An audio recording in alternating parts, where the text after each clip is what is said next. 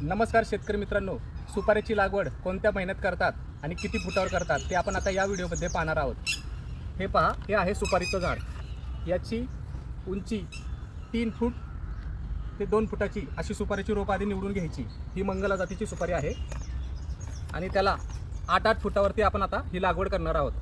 त्यासाठी आपण आधी असा 8 फुटावरती मार्किंग करून असा खड्डा घेतला आहे आणि हे झाड लावताना ह्याला 60% ऊन लागतं, म्हणजे 30 ते 35 टेम्परेचरच्या वातावरणात हे झाड खूप छान प्रकारे येतं. 18 महिन्याची झाडं ही लागवडीसाठी घ्यायची. आधी असा कागद काढून घ्यायचा. अमृत मिट्टी किंवा आपण घनजीवामृत सुद्धा टाकू शकतो खड्ड्यामध्ये. आणि ही लिंबोळी पेंट हे नेमॅटिड वाढवण्याचं काम करतं आणि घनजीवामृत आपले जीवाणू वाढवतो जमिनीतले.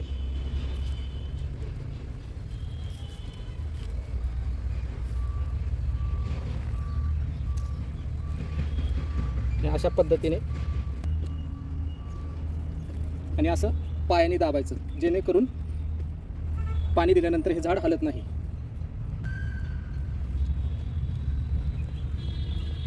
आणि अशा प्रकारे 8-8 फुटावरती सुपारीची लागवड करायची. अशा पद्धतीने एका सरळ लाईनीत.